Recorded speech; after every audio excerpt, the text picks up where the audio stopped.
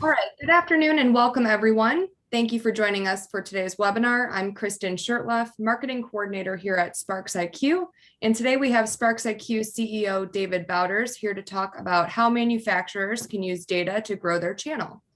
Before we get started, I'd like to let you all know that this webinar is being recorded and will be available on our website for on-demand viewing. We will have time at the end of the presentation to answer any questions you may have, so please type any questions into the Q&A box and we'll be sure to address them right after the webinar. So without further ado, I'll turn it over to David. Thanks, Kristen. Glad to be here with everyone today. We have some interesting topics to talk about. Obviously, the economy has been very unpredictable for the last 12 months. Well, what we're here to talk about today is how can manufacturers start to take more control over the outcomes that they achieve in a difficult and uncertain economy. So we've got a short presentation, and then we'll be talking about answering any questions that you may have. So the first question is, what are the things that stop manufacturers from growing or inhibit their growth from being what they'd like it to be? And if you think about the different paths that manufacturers take to market, obviously there's a lot of diversity in the marketplace in terms of the role of channel partners, et cetera. So for some manufacturers, they may have a quarter to up to a half of their business where they sell direct to large OEM or end user customers. On the other hand, they also may have a significant share of revenue going through distribution and channel partners, and that could be either their stock business into the channel or through spas and rebates, their collaboration with their channel partners to connect with end customers. So depending on the manufacturer, they have different ratios of how do they go to market, where their revenue is. Each of these different pathways to market has a different growth dynamics associated with it. So what we'll be talking about today is how can data help manufacturers and analytics help manufacturers to address each of these categories. So the big question as we think about 2021 is how do we drive greater growth through each of our paths to the customer? And sometimes companies are focused on how they can drive it with their own sales force, but generally speaking, faster than usual growth depends also on the success of channel partners. So historically, there have been some significant collaboration challenges between manufacturers and distributors, and we think it's important to call these out because any solution or any strategy that we adopt to accelerate growth has to overcome or eliminate one or more of these obstacles. So historically, we have a two-step path to market with a significant amount of our revenue where we're going through with our distribution channel partners to address end customers. What that does significantly is it makes it harder for the manufacturer to have end customer visibility because a lot of orders get consolidated into stock orders. It's very difficult without some important point of sale gathering of data to be able to see what's going on in end markets. Who are the customers who are most valuable? Where should we invest product development? Where should we invest digital marketing? There's a lot of important target selection insights that are missing from this pathway to market unless we adopt certain new business processes or enhanced business processes with our channel partners to gain visibility. The second obstacle as we look at the channel is in many cases, because we have three discrete different pathways to our end customers, these different data sets are often not integrated. Our distributors may have one customer numbering system. We may have another customer numbering system. The data may not be complete from one distributor to the next. They may have differences in formatting. The fields may have different meanings from one distributor to another. And a lot of times these data sets aren't integrated, so we don't get what we call a 360-degree view of end customer behaviors, how we're reaching customers through the various pathways to market. In addition, once we identify the opportunities for growth, in many ways, the channel has struggled with two-way collaborative workflow tools. So while many manufacturers have adopted CRM tools downstream in the channel, the adoption of CRM in wholesale distribution is broadly below 15%. So a lot of the collaboration work that goes on a daily basis is stuck in phone calls, emails, all kinds of labyrinth pathways to communicate back and forth. There's a lot of loose ends, a lot of balls get dropped along the way. And then as we develop analytics to try to help our own sales teams or our channel partner sales teams, a lot of times they're power user focused. So they're not focused on the needs of frontline sellers, frontline operations of either our own teams or our channel partners teams. And because they are power user based, like the Excel spreadsheets that get emailed out to sales teams, they're usually very poorly acted upon or converted to revenue. So think about it, it's a lack of visibility, it's disparate or incomplete or non-integrated data sets, it's a lack of workflow tools to smoothly manage the opportunity conversion. And then the insights that we generate are often not democratized or pushed down to the sales teams in a way that they can consume it in their daily workflow. So one of the biggest questions that manufacturers face is, how do they pick the targets that they want to connect with in the marketplace? We showed how there are different pathways to connect with customers, but a more primary question is, which customers do we want to serve? So for many manufacturers, they may have customers across 10, 15, or 20 more different NAICS codes or industry codes. We've seen through transactional data analysis that they have very different profitability, growth rates, customer stickiness, investment requirements. So the big question becomes, how do we design a go-to-market strategy to serve the right customers? And for a lot of companies, their strategy has been ready, fire, aim, and they end up with basically a roulette wheel of growth and profitability because they haven't understood the relative profitability, the relative growth rates of different verticals that they could serve. So a better approach is to leverage the types of analytics we alluded to earlier to start to do better target selection, identify what are the capabilities we need to serve those customers and the pathways to serve them. And then finally, that's when we prosecute those opportunities. So this is really an inversion of the way most manufacturers look at their markets. We talked about the different sources of data that are often disconnected. One example of that would be the drop ship that manufacturers make on behalf of their distributors to end customers. Another example of that would be the rebates and SPAs, special price agreements, where we collaborate with our channel partners to serve specific end customers. We have the stock orders, which is basically the aggregated data from our distribution channel partners that don't show us end customer behaviors, but show us at the branch level what is the mix of orders that we're getting.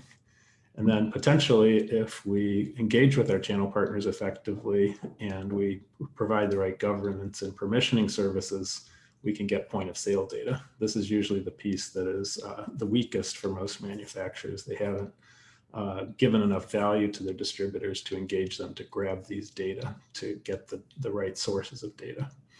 And then lastly, there's the direct sales data. These are the customers we serve directly where we have the most complete customer data available. But the key is that if we want to get a 360-degree view of each of the customers in the marketplace that we serve, we want to be able to look across all these different pathways and understand how much of the customer's spend do we already have, how much is missing, where can we grow, who are the lookalike prospects in the market that we should be nurturing and pursuing. All these data sources can help to inform target selection. So if you think of where analytics that manufacturers are using to help their own sales teams or their channel partner sales teams to be more successful, they're really stuck in too many cases back in the descriptive stage. This is what we call the Power BI stage, where we're simply able to describe what's happened in the past. It's a rear view mirror look at how much revenue we got last month, how much product category, product mix is changing over time. It's just very descriptive, backwards looking. The next stage forward is really predictive, based on what's happened in the past and what we see now, what could happen in the future. And for a lot of companies, this is still an elusive target for their analytics, and they may be doing some modeling, that sort of thing, but it's still basically at the level of the power user. And then finally, we get to where the real money and conversion rates in data start, which is prescriptive actions. How do we help our frontline sellers or our channels frontline sellers to know who to talk to about what on any given day, how to spend their time, how to plan their calls, how to spot and convert opportunities. So it's very much prescriptive. What should I do?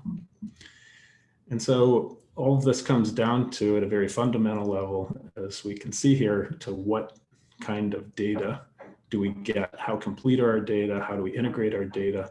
How do we engage our channel partners to get the right data sets? What I'd like to focus on here is really, if we get all of these pieces together, even if we get some of these pieces, what can we do with the data to help accelerate growth and profitability in the channel? So we have 4 profit drivers that we see in terms of manufacturing and distribution. There is sales analytics that can help your frontline sellers, your channel partner sellers, to identify where the new business opportunities that have best fit with their existing customer base or have strategic value outside your existing customer base. How do we grow share of wallet with our existing customers? How do we identify the tools that our sellers will need or the skills that they'll need to be able to prosecute those opportunities? The second point on the diamond is pricing. Price optimization is a rich mine, particularly in today's economy where the Fed is committing to above 2% inflation. There is significant supply side constraints because of COVID and shifts in demand. So there's really a pricing gold rush going on right now in manufacturing for those companies that have their data house in order. And so with the right aggregation of data from those various sources that we talked about earlier, there are significant pricing opportunities available, particularly right now in the economy. Operationally, we can start to understand how to manage inventory, how to have the right cost structure in place, the right distribution structure in place to serve our end customer base. Analytics really help us to understand what is the right resource strategy, what is the right balancing of investment across the channel. And then cost to serve is really understanding the behaviors of end customers. And this is going beyond gross margin profitability to understand net profitability.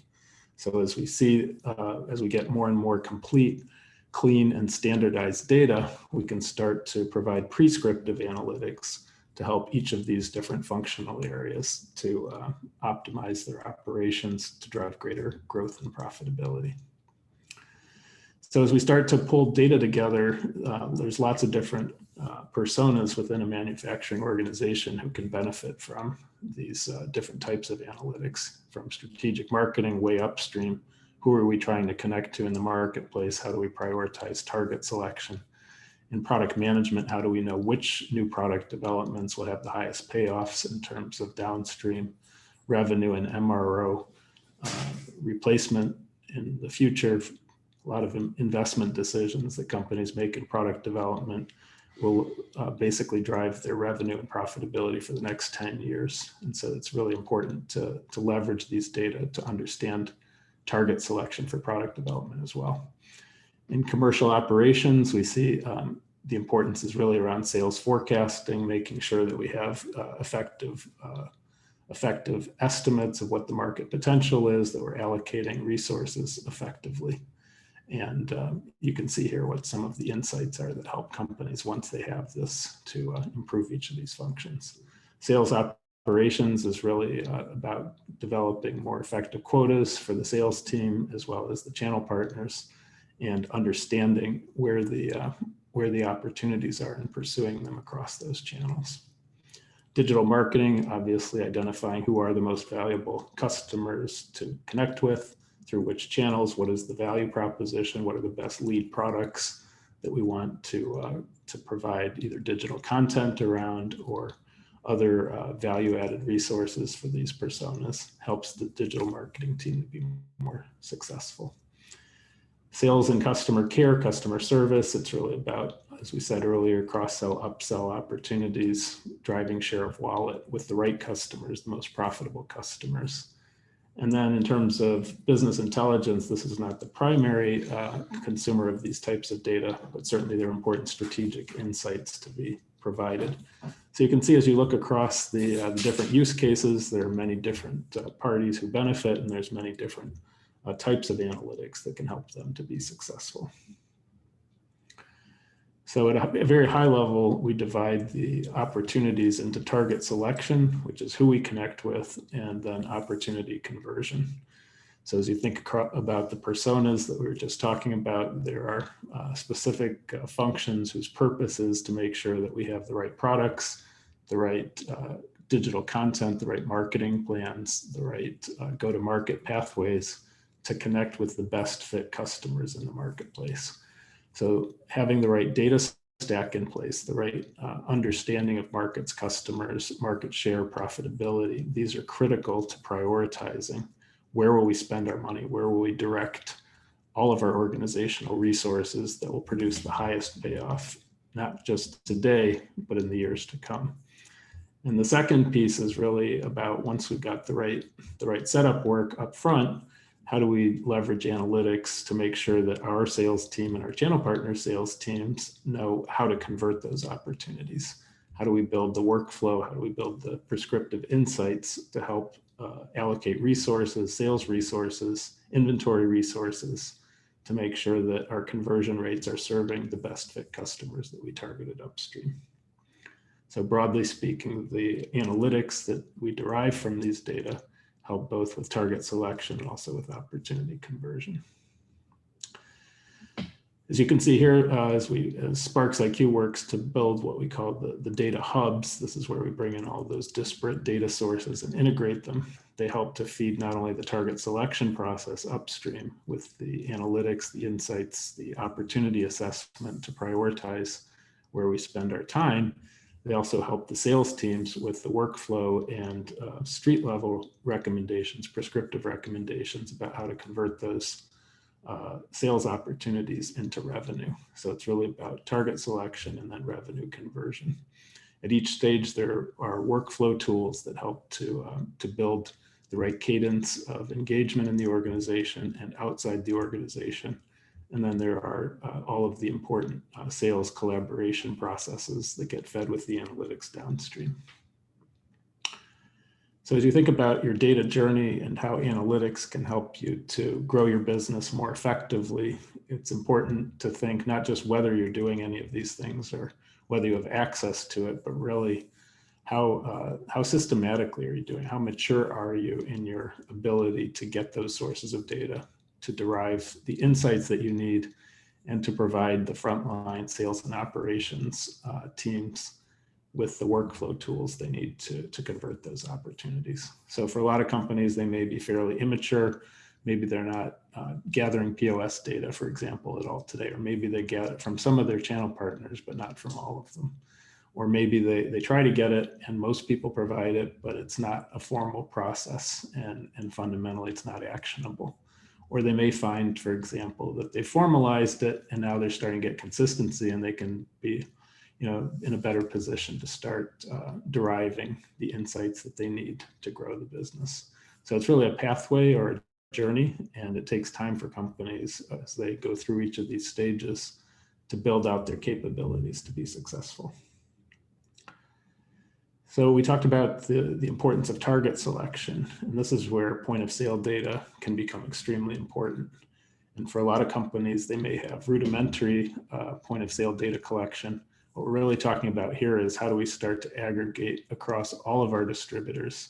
They all have different customer numbering systems, for example. How do we start to standardize using what we call a transform process to unify that view of customers across all of our distributors? So we may have a customer buying from us through 3 different channel partners. And until we perform the transform process, we don't know what our share of wallet is because we're selling through multiple partners. So as we start to unify the data sets, get to a single defined end customer, then we can start to understand for any given, across our business units, within a business unit, how are we reaching a target customer across different channel partners.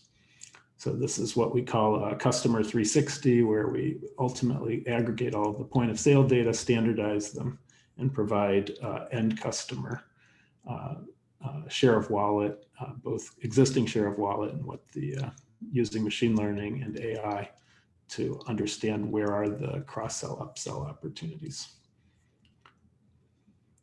So as we start to pull all the data together, we can understand not only at the individual customer, but also across the customer base, where are the opportunities to upsell, cross-sell across business units, understanding the end customer from a 360-degree perspective. And this is really the critical step that allows us to figure out where do we generate the most profitability and growth, and how do we invest for the future. With this integration of transactional data, the standardization of the data, the transforming of it, we can finally get to the point where we understand where profits are made or destroyed in the channel. So this comprehensive end customer view is really important. We already have access to certain data sets through our direct engagement with customers, but as we start to pull in point of sale data, we can do a much better job with our channel partners of targeting the best fit end customer opportunities. And so this becomes a really critical lever for us in the business. There's also the marketing, sales, and channel efficiency, which is how are we doing compared to other manufacturers in the same channels. We think this is really important benchmarking. And so as our company, SPARXiQ, provides point of sale gathering across the industry for those vendors who choose to, we can provide insights as to how they compare to others in the same channel. And of course, another important question is which of our distribution partners are most effective in connecting with our target end customers? And that's where distributor benchmarking is especially valuable. And of course, inventory optimization. If we want to convert sales opportunities downstream with our best fit opportunities, we have to have the inventory footprint in our channel to support that. And today, unfortunately, a lot of distributors' inventory planning algorithms don't really anticipate the market opportunities outside their existing capabilities. So this is where manufacturers need to step in with inventory analytics that help the distributor stock the products to grow the business. And then lastly, there's there's two key metrics here. There's the relative efficiency, understanding which customers should be pursued directly versus through channel partners, understanding the relative cost to serve and profitability across each of your distributors so that you understand as you work in the marketplace, which distributors should you work with to be successful. And of course, price optimization, which is a big opportunity, particularly in today's economy. As we approach the middle of the year, there will be a significant amount of raw material cost increases, significant amount of inflation, supply side constraints. This is the right time for companies to get their price optimization efforts in place. And the more of those data sources that we showed earlier that we have access to, the more clean and standardized and integrated they are, the better our price optimization algorithms can perform. So a big part of driving greater revenue through the channel using data is understanding the dynamics of sales growth. That is, how do we grow year over year? What does it take for us to grow? Well, there's really four key forces that have to be driven in the channel.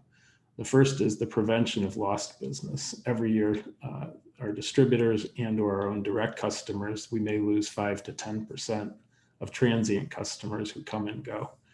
These customers potentially could be very valuable, but because either we or our channel partners don't track defections, we don't re-engage those customers, there's significant revenue leakage that goes out of the business. There's also accounts who continue doing business year after year, year over year, but are actually shrinking in terms of their share of wallet. They may be cherry picking us against other vendors. The distributor may be shifting revenue away from us into other more preferred vendors. On the other side, there are those rolling over accounts where we are driving better share of wallet and we're growing our share of wallet. So we want to be able in the middle here to really have a clear 360-degree view of share of wallet with our end customers and to provide the prescriptive analytics to the sales teams to be able to spot and convert those opportunities. And then lastly, this is one where a lot of manufacturers haven't spent enough time. It's really nurturing new customers who are inbound. And a lot of times these are treated as transient customers. Nobody pays much attention to them, but there's a lot of money to be made in early notifications to channel partners or to your own sales teams about who are the new inbound customers who need to be nurtured. If we can grow these, prevent them from becoming one and dones and popping out the other side, there's a lot of revenue growth available. So these dynamics will play out at the company level for a manufacturer in each of the three pathways to market we showed earlier. But more importantly, or equally importantly, let's say, they will also play out differently across different distributors. And so it's critical to grow your channel for you to understand where are the weaknesses in each of your channel partners, which are doing the best at developing new business, which are the best at retaining existing business, which are the best at avoiding defections. So being able to do benchmarking side by side is going to tell you where do you want to invest your resources in the channel to make sure that you get the best payoffs. As we talked about earlier, vertical market selection is critical. If any company, any manufacturer who serves, let's say, 5, 10, 15, 20 different vertical markets, it's critical to understand what is the relative spend potential in those markets. What is the overall index of attractiveness of that market as we look across different attributes? How strong of a fit is it with our existing customer base, our existing product offerings?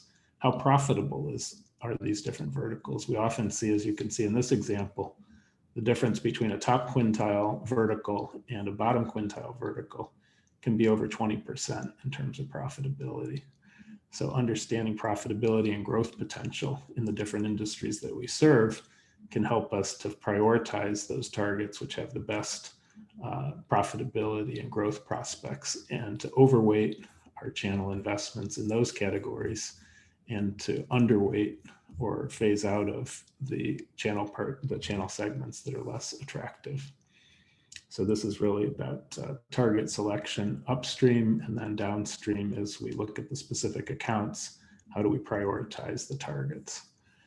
So as we provide these analytics into our channel partners in distribution, they get to see their view once we have the transactional data of where their opportunities, what are their growth statistics, how do those 4 buckets play out for them from branch to branch, how do they play out from industry to industry that they're serving, and how do we start to understand their ability to actually cover the vertical markets that we prioritize.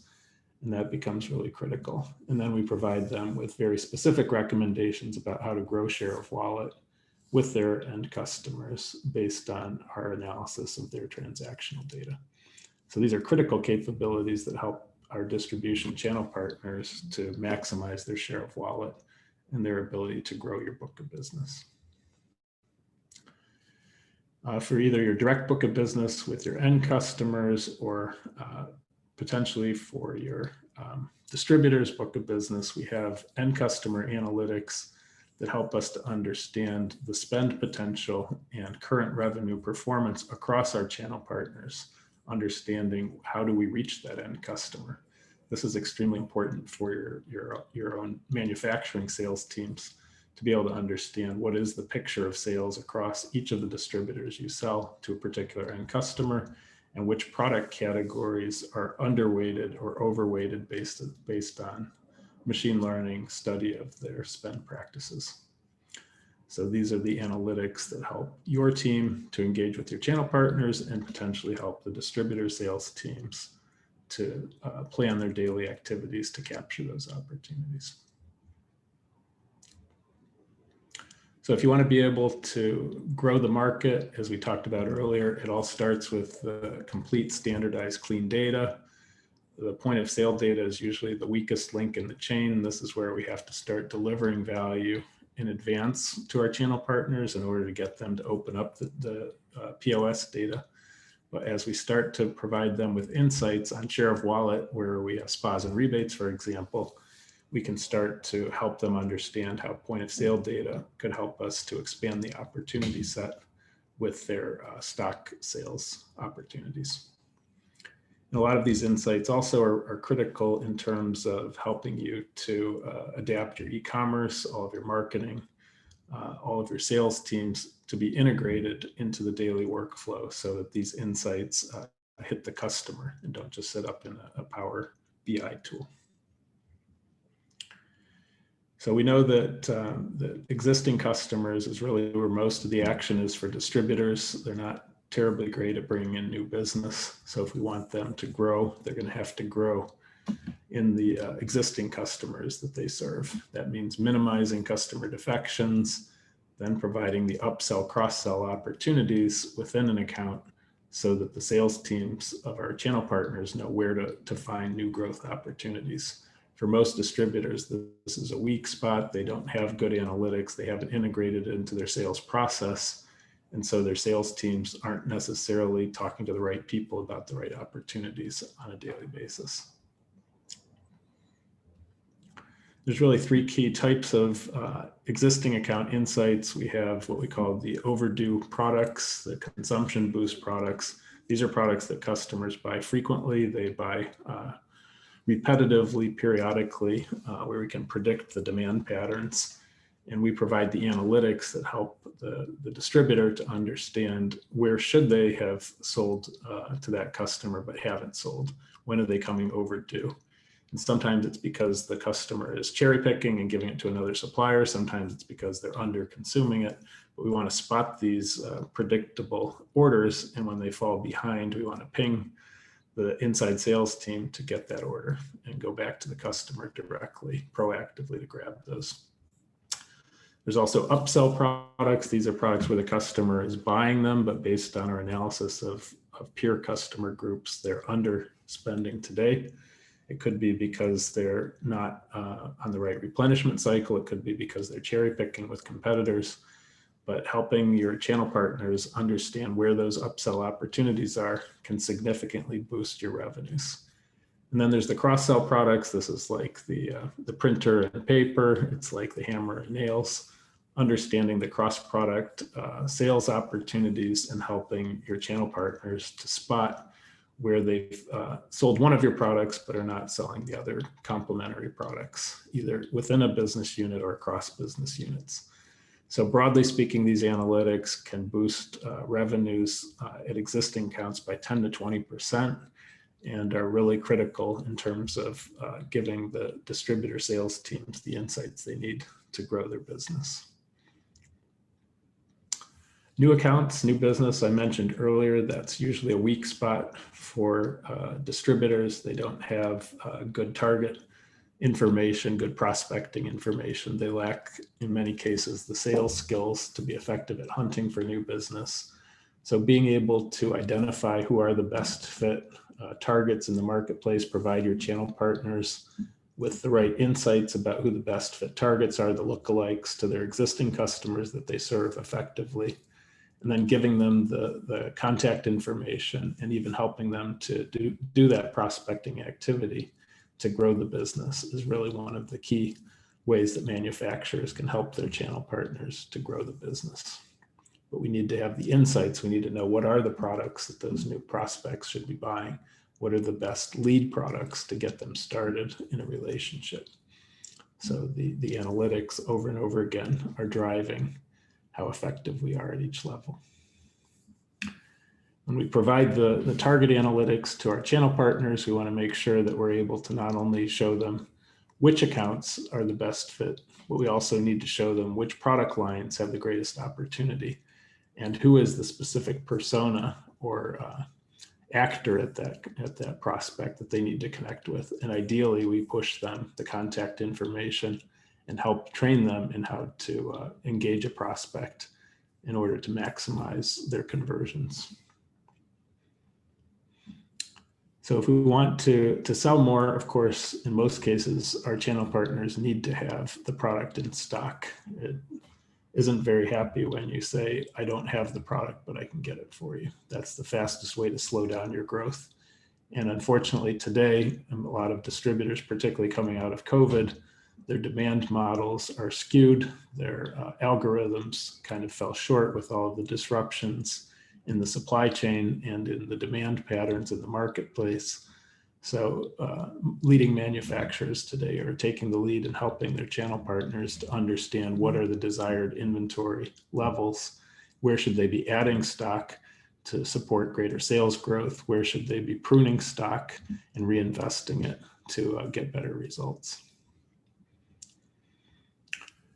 So after we develop all these insights, one of the most important keys to success is what is the workflow platform that we use to push these insights to the people who need to act on them. And this is where spreadsheets have been the bane of the industry for a long time. People emailing spreadsheets predictably results in practically nothing happening. So there are new channel collaboration workflow tools. Our company provides one of these called Sales GPS. It is a two-way channel communication platform where we can feed leads into our channel partners, whether they're organically developed or inorganically through machine learning, feed in the prospects who are best fit. And then we can track the acceptance and conversion rates of our channel partners. They can ask us for help as they need help in those conversions. So you need to be able to really understand what is the conversion rate of each of your channel partners as you feed them new sales opportunities with either their existing accounts or new accounts to generate demand for your product lines. We need to see what are the conversion rates across the different channel partners that you have. How quickly do they reach out to those opportunities? What's their contact rate? What's their close rate?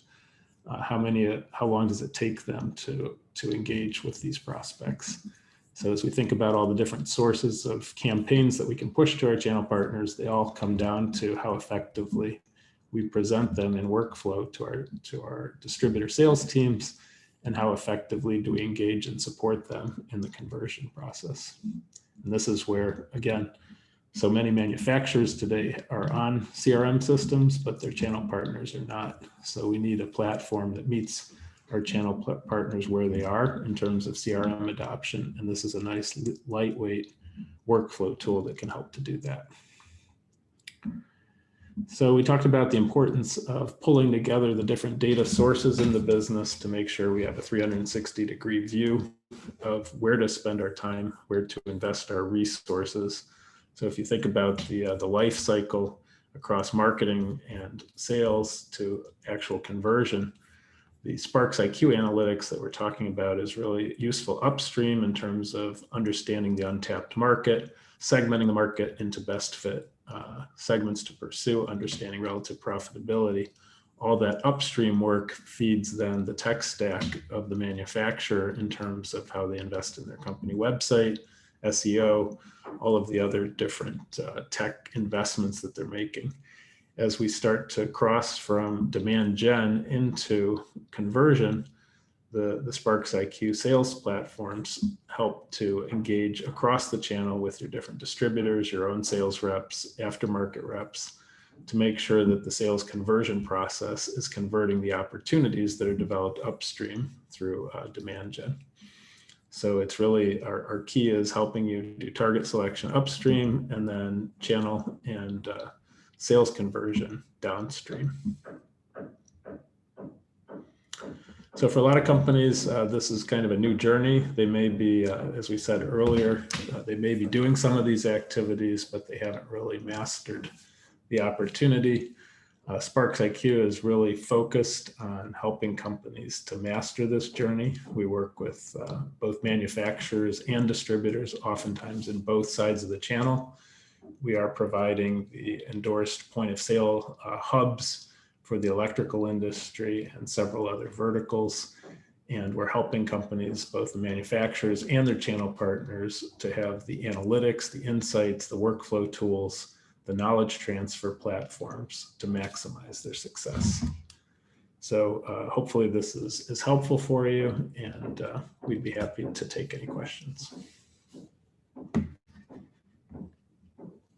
Thanks, David. Just a reminder to everybody, if you do have questions, go ahead and type them into the Q&A box now. And we already have a few questions coming in, David, so we can dive right in. Sure. First question here is, our distributors generally don't agree to provide point of sale data. What do other companies do to obtain it? Good question. So first of all, a lot of channel partners struggle with this because historically they haven't known what they were going to do with the data. And so this is definitely a journey, but if you haven't gathered any point of sale data in the past, the good news is if you start to talk to your distributors about what kind of insights you can provide to them, you'll find that they're willing to share certain data with you. They may not be willing to tell you about the end customer. Maybe they'll tell you what the sales are, the NAICS code, for example, the industry code of a customer, and maybe the zip code of the branch that sold it, for example, would be a baby step out of not getting any data. Secondly, we can, as I showed earlier, there are a lot of other data sources that you may have access to, either your stock orders, from your branches and or outside third-party market data that help us to understand where are the best fit targets for a distributor in their geography based on the most profitable NAICS codes. Of course, there's also our direct business or a drop ship business. These data sources, a lot of companies have them, but they're not doing anything with them. So as you start to show your distributors through your direct business how they can attach to the MRO opportunity, for example, the aftermarket for those opportunities, then they'll start to see that if they provide data, then they can start to get more insights and drive greater revenue. So it's definitely a journey, but you have to be on the journey to complete the journey. And that means you have to figure out what can you do with your existing data that starts to build the credibility, the trust that you need with your channel partners, that when they provide data, you will respect the confidentiality of sensitive data, and you'll accept that they may not tell you the end customer identities, but that you will provide value back to them. And if you don't, it's what we call the give to ask ratio. If you want people to give the data, you have to make sure that you minimize the ask and that you show them that you will give them something of value back and that will make a difference in their business. Okay, and then last question here is, the end customer view is interesting, but the slide showed estimates of how much of the customer's purchase a company is winning. How do you determine what the total potential is for an end customer? Good question. So there's a couple of ways of going after it. First of all, we have firmographic information about the size of the end customer. This could come from a variety of outside data sources. How many employees they have, how much production capacity they have. There's a variety of these metrics. But most importantly, SPARXiQ, working in these industries, has access to a significant amount of transactional data that help us to model beyond the usual government or industry statistics. What do the actual market baskets look like at these end customer segments? So it's basically a combination of outside data from firmographic information, things like that, combined with SPARXiQ's access to transactional data through POS data hubs and things like that, that help us to model the potential in a more granular way, in a very market basket focused way, beyond the usual macroeconomic statistics. Okay, it looks like we've covered all the questions. If there's any more that come through, feel free to reach out, but is there anything else that you want to address, David, before we wrap up? No, I just want to say again that for companies out there who are thinking about the data journey, the 2020s are definitely going to be a decade where the company with the best data and the best channel engagement models will be the most successful. And today in 2021, there are significant opportunities right now in front of companies to leverage the data they already have to make improvements in pricing and inventory positions with their channel partners to help them drive greater share of wallet. So you can not only make a lot of money in 2021, but you can start yourself on a path to having a great 2020s as a decade. And that's really the value of having these data, combining the insights and building the channel engagement model. So I hope that's helpful for everyone. Okay. Actually, we did have one more question just come in. Is the data available more often than monthly? Oh, absolutely. In fact, many of our channel partners would have either a nightly, weekly, they can have much more frequent, or even depending on the ERP systems they're in, have even a live API integration. So definitely, particularly with sales opportunities, you want it to be a much tighter feedback loop than monthly.